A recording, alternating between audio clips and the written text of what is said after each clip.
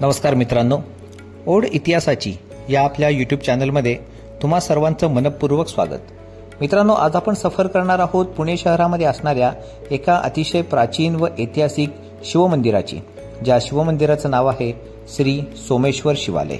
आपल्या पुण्यामध्ये असणाऱ्या पाषाण सोमेश्वरवाडी या भागामध्ये हे शिवालय बांधलेले आहे। जेव्हा आपण या शिवालयाच्या प्रांगणामध्ये प्रवेश करतो तेव्हा इथे असणारी शांतता व इथे असणारा प्रफुल्लितपणा आपलं लक्ष वेधून घेतो। समोरच आपल्याला ही अशी भव्य दिव्य अशी ही दीपमाळ दिसून येते आणि या दीपमाळेच्या मागच्या बाजूसच इथं वीर हनुमानाची मूर्ती कोरलेली आहे आणि या वीर हनुमानाच्या मूर्तीच्या समोरच आहे या सोमेश्वर शिवालयाचे मुख्य प्रवेशद्वार। चला तर आपण आता प्रवेशद्वारामधून आतमध्ये आपण प्रवेश करूयात। आतमध्ये प्रवेश करताच आपले लक्ष जाते हे या मंदिराच्या छताकडे। मंदिराच्या छतावरती अतिशय सुंदर असे रंगकाम केलेलं आहे।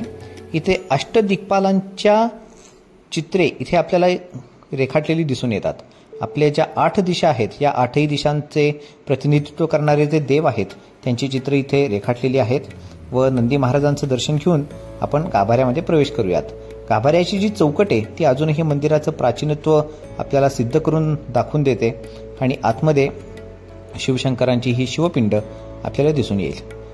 मित्रांनो, पेशवाईच्या काळामध्ये ह्या मंदिराचा जीर्णोद्धार केला होता, मात्र हे मंदिर अतिशय पुरातन आहे। आधीपासूनच या मंदिराची इथे जागा असण्याचे पुरावे आपल्याला दस्तावेजामध्ये दिसून येतात। पेशवाईच्या काळामध्ये जेव्हा या मंदिराची मुख्यतः जेव्हा पडझड झाली होती तेव्हा या मंदिराचा जीर्णोद्धार करण्यात आला आणि ज्यांनी या मंदिराचा जीर्णोद्धार केला त्याच व्यक्तीची समाधी देखील ह्या मंदिराच्या आवारामध्ये आहे। तर मित्रांनो, ही आहे पेशवाईच्या काळातील एका खऱ्या अर्थाने अविख्यात असणाऱ्या व्यक्तीची समाधी, ज्यांचं नाव आहे शिवराम चित्राव भट।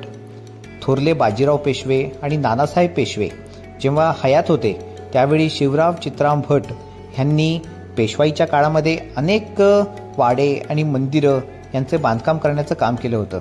शिवराम चित्राव भट हे केवळ एक आध्यात्मिक व्यक्ती नव्हते, तसेच ते एक उत्तम स्थापत्यकार, ज्याला आज आपण सिव्हिल इंजिनियर असं म्हणू शकतो, ते देखील होते आणि त्यांची संजीवन समाधी तुम्हाला या सोमेश्वर मंदिराच्या आवारामध्ये बघता येईल।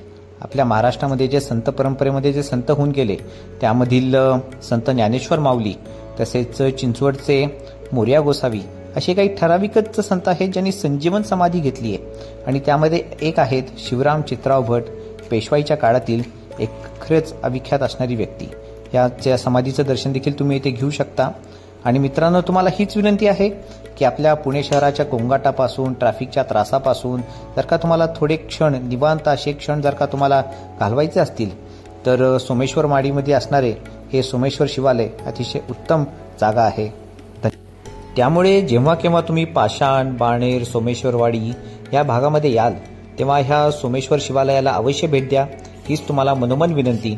धन्यवाद। हर हर महादेव।